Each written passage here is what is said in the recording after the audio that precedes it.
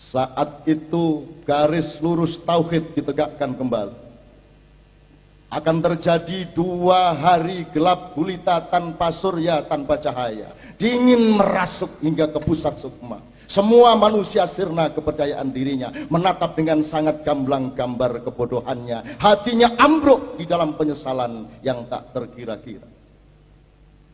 2 hari berikutnya semburat bang-bang wetan, cahaya temaram fajar yang menggeliatkan harapan. Kemudian tibalah 2 hari berikutnya lagi, matahari memancar tanpa menciptakan senja. Matahari terus memancar hingga tidak ada malam. 2 hari yang merupakan ujung dari proses pembersihan. 1 putaran 5 milenium hampir tiba di titik simpulnya. Lihatlah di seantero negerimu, orang-orang sakit buta di tengah cahaya. Segala keindahan tidak menerbitkan cinta mereka. Beribu keajaiban tidak menggetarkan hati mereka. Pancaran kemuliaan tidak menyentuh perasaan mereka. Bahkan kehadiran Tuhan di dalam jiwa mereka tidak melahirkan ketakjuban apa-apa. Gelap luar biasa. Seluruh jiwa ragaku menjelma rasa takut yang tidak terkira. Tolong pilihkan dan tunjukkan kepadaku jalan di mana aku bisa tidak usah berpapasan dengan Indonesia. Bawalah aku ke tempat di mana aku bisa tidak bertemu dengan Indonesia. Bukakan kepadaku satu wilayah rahasia di mana aku bisa bersembunyi dari Indonesia. Tak terkira perasaan takutku kepada Indonesia, cintaku melimpah ruah memenuhi jiwa dan raga, tapi sangat ngeri untuk meneruskan hidup bersama Indonesia. Kalau sampai aku kepergok dan tertangkap olehnya, lumpuh kakiku, luluh hatiku sebab tak berdaya. Di hadapan Indonesia aku adalah burung yang hilang sayapnya. Aku laut tidak ada gelombangnya, tapi aku api tak ada panasnya. Di dalam Indonesia aku hidup tanpa kehidupan. Aku semangat cinta tanpa gairah nafsu. Aku bangunan menara-menara yang aku robohkan sendiri. Aku telah hadirkan Nabi, tapi ku mohon pulang kembali. Hampir pecah kepalaku oleh Indonesia. Otakku remuk oleh praktek negaranya. Darahku mendidih melihat pejabat-pejabatnya. Perasaanku terbakar oleh KKN-nya yang pinter dan tidak kentara. Dadaku mau meledak karena rakyat terus dibodohi tidak habis-habisnya. Hatiku tidak sabar menunggu kapan Tuhan membuka kenyataan bahwa mereka sesungguhnya tidak layak duduk di kursinya. Mataku berkunang-kunang melihat Indonesia, tak paham aku mereka akan pergi kemana.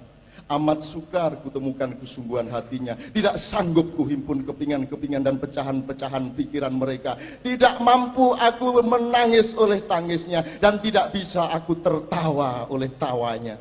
Aku demam panas tinggi oleh rasa takutku kepada Indonesia.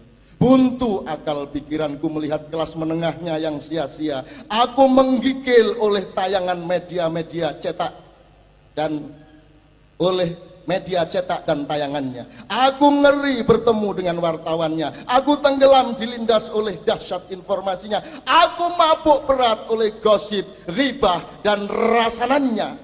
Puluh-puluh tahun ku banting-banting diriku sendiri, ku campakkan, ku buang-buang, ku lenyapkan. Tanganku ini bekerja melampaui kewajaran hidup dan orang bekerja. Dengan wajahku harus tetap bersemayam di dalam rahasia. Kakiku melangkah sampai hampir menyentuh cakrawala, dan aku jaga jangan sampai ada kemasyhuran yang dihasilkannya. Sampai kemudian aku tiba di puncak sebuah bukit. Satu sosok berdiri gagah bagai seorang prajurit. Aku tidak bisa menatap wajahnya, tapi dengan seksama aku dengarkan kata-katanya.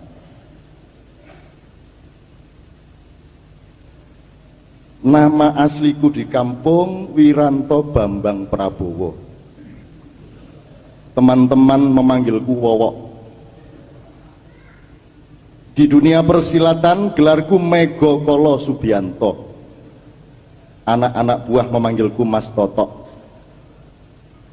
Ketika naik karier, ku masukkan unsur agamis sehingga namaku menjadi Yusuf Susilo Budiono.